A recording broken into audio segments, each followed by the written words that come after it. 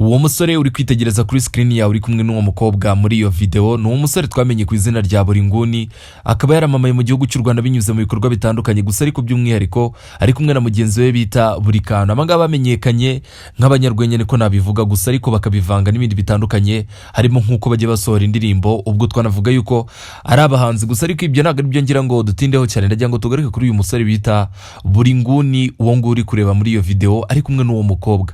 Iyi video yongeye kugarukaho na benshi mu bitangazamakuru bitandukanye hano mu gihugu cy'u Rwanda, ndetse na bamwe mu bantu bakurikirana abantu bahungu cyane, ndetse banabakunda banagarukaho cyane bibaza bati ese byagenze bite ko ino video yashyizwe hanze. Gusa ariko ukuri kuri iyi video yaje gushyirwa hanze n'umukobwa bita Nikita. Uyu mukobwa yaramaze igihe kinini ari mu rukundo n'uyu musore bita Buringuni.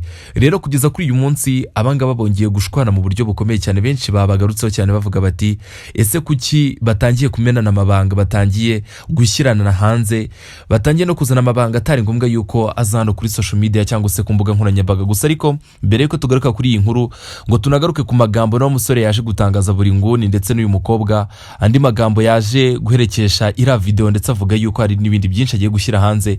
Mbere yuko ibyo byose ngira ngo tuze tubigarukeho neza, icyo ngusaba ni kimwe, no gukanda subscribe ubundi tukajya tubana buri munsi mu biganiro bitandukanye. Njye uri kumva kuri mikoro ni Philox Aime, icyo ngusaba ni kimwe n'ubundi no kubana nanjye buri munsi, kandi ukeneye kunkurikirana kuri platform zitandukanye hose ni Philox Aime Promoter, umwana wo mu ntara. Gusa ariko ntago ndibuze kugutindira, ndagira ngo tuze gutangirana hano magambo n'umukobwa yaje gutangaza kuri uyu musore. Bari bamaze igihe kinini bakundana, ariko impamvu nyamukuru yaje gutangaza avuga yuko yaje gushukwa n'ubwamamare, yibwira yuko ari umuntu w'igitangaza cyangwa se umuntu ukomeye udashobora kugonda ijosi cyangwa se ngahinduke. Rero gusa ariko mbere ko tubyinjiramo, ubundi no mukobwa bita Nikita ntago twari dusanzwe tumubona hano mu gihugu cy'u Rwanda, usibye kuba wanyarukira ku rukuta rwe rwa Instagram wa checkinga neza ugasanga akurikiranwa na bamwe mu byamamare ndetse na bamwe muri bagenzi buriya musore bita Buringuni. Uyu mukobwa rero bamwita Nikita. Gusa ariko uno mukobwa kuri uno munsi iyi video nabashije kuyibona hashize nk'amasaha agera muri 3, gusa uno mukobwa ayishyize hanze. Yafashe ira video arangije ayipostinga kuri Instagram ye ari kumwe n'uramuhungu nk'uko mwabibonye muri video, arangije ayiherekeresha no magambo agira ati, uno mukobwa yatangiye agira ati, namwe mu magambo benshi bakomeje kugaruka bavuga bati mw'abantu mwe mwitonde, muri kuba ibyamamare mwarangiza mukibagirwa aho mwaturutse, cyangwa se bamwe mu banyu abantu banyu banyirizina babakunze nta kintu mufite nta n'ubazi, mwamara kugafata cyangwa se mwamara kugira izina rizamutse hejuru mugatangira kubihakana. Uno mukobwa yatangiye avuga ati, naguhaye urukundo utsindagira mu bufana ku ngufu, gusa umenye kubu ntakiri wa wundi wifatiye daddy, narakubashye ntiwabibona, gusa ubu ndaje byose mbishyire hanze, ntungangisha ubusitari twese turi ku isi. Aya n'amagambo ngerageje kuyasomamo gake gake uko n'umukobwa yagiye yandika, gusa ariko ndakeka nawe hari ikintu numvisemo. Uno mukobwa yaje kuvuga yuko n'umusore bita Buringuni bakundanye, ariko mu rukundo rwabo ashaka kwerekana yuko ari umusitari, ashaka kumufata nk'umufana kandi ari umukunzi. Nicyo no mukobwa yashatse kugaragaza, kuko niba ushobora gusoma ino statement no mukobwa yashyize hanze, nta kindi kintu nyirizina wumva yashaka kugarukaho cyane, kuko yavuga ati, naguhaye urukundo utsindagira mu bufana ku ngufu. Ni ibintu byumvikana. Gusa ariko uno mukobwa benshi batangiye kwibaza bati, ese urukundo rwe n'uyu musore ko tutigeze tubona barugarukaho benshi, ese n'ibyaba ari prank nka bya bindi?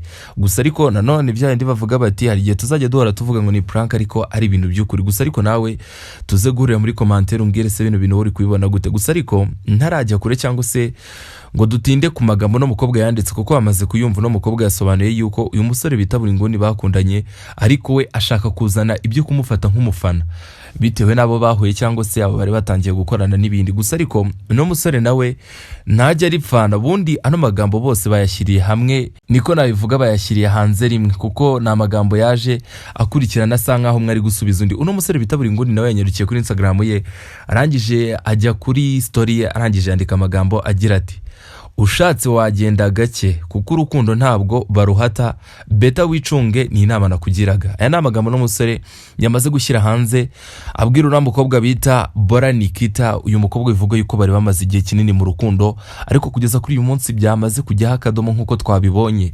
Ni ibintu twabonye neza. Gusa ariko abenshi banavuga yuko kuba yaramaze kuba icyamamare wa mugani byaba nimamva, kuko uno musore ni bamwe mu basore batunguranye ari kumwe na mugenzi we bita Burikano. Aba basore babiri twabamenye nk'abakinnyi abakinnyi b'udukomedi mu kuntu mu myaka yabanje bataragira aho bagira cyangwa se ngo bagafate. Gusa ariko uko iminsi yagendaga yicuma niko bagiye bagira igikundiro gikomeye hano mu Banyarwanda hano imbere mu gihugu, kuko murabyibuka ubwo batangiye gufungura YouTube channel yabo bano basore banyuzaho video zitandukanye, ni bamwe mu bantu bakunzwe cyane ndetse baranakurikiranwa pe. Niyo ugeze no kuri TikTok buri wese agiye afite aba followers bari hejuru y'ibihumbi 200 gutyo. Ni abantu bakunzwe cyane, kandi niyo tugeze ku bintu byo gukorana n'ibigo bikomeye, bano basore bagiye basinyanye n'ibigo bikomeye bicuruza haba inzoga cyangwa se n'ibindi bikoresho cyangwa se izindi products zitandukanye. Nkwibutsa yuko bano basore basinyanye na kimwe mu bigo gikora icyo bita Mutware Beverages. Mutware ni kimwe mu byo kunywa biri kunyobwa cyane hano mu gihugu cy'u Rwanda, kandi binafite imbaraga zikomeye cyane, biri no gukorana n'abantu b'ibyamamare bakomeye. Rero kuba bakaproshinga abasore nk'aba bagakorana, numva yuko nta basore bamaze kugira audience ni ndetse bamaze no gukundwa cyane. Kandi murabyibuka no mu minsi yashize mu mwaka wa 2024 aba basore baje kwegukana n'igihembo mu byo bita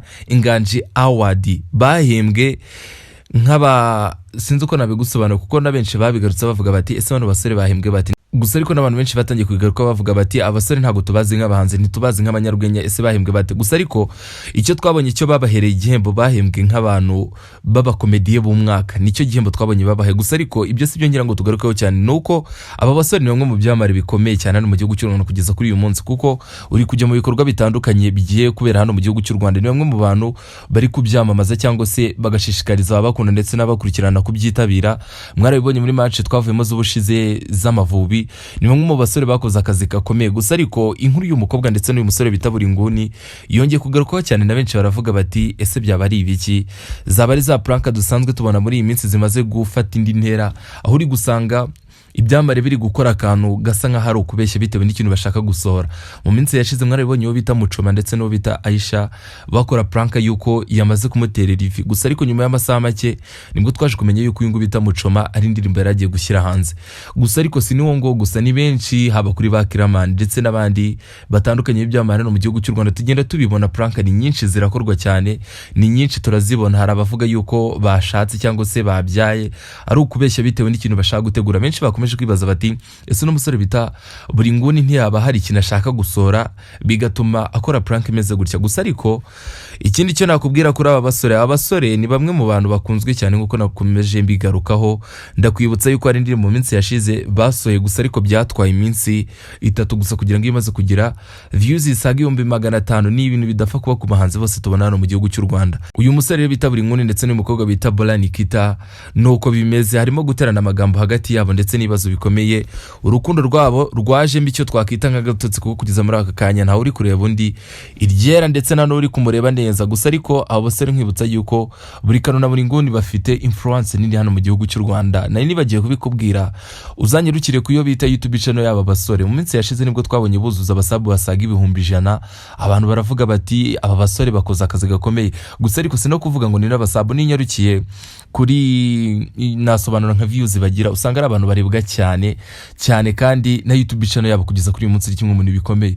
Gusa ariko ibyo byose nibyo nagira ngo tugaruke kuri umusore bita Buringuni wamenyekanye binyuze muri video zitandukanye twagiye tubona z'udufilime tugufi cyangwa se kwamamaza n'ibindi bikorwa, ari kumwe na mugenzi we bita Burikanu, bakaba baramamaye mu gihugu cy'u Rwanda. Uyu musore rero ndetse n'umukunzi we bita Bola Nikita, ibintu byabo byaje gusubirwamo ndetse bihindura n'isura. Gusa ariko ngiye cyo ngusaba ni kimwe, no gukanda subscribe bondo gasiga comment like twagiye tubana buri munsi. Kandi niba hari inkuru twakoze yagucitse, ni inkuru nyinshi wagenda unyuzamo amaso, ni inkuru wakigiramo byinshi. Yewe uri umuntu ukunda entertainment mu gihugu cy'u Rwanda, inkuru zo ziriho nyinshi ugasobanukirwa utisiye muri film bimeze bite cyangwa se mu muziki cyangwa se mu banyamakuru n'ibindi bitandukanye n'izindi segment zose.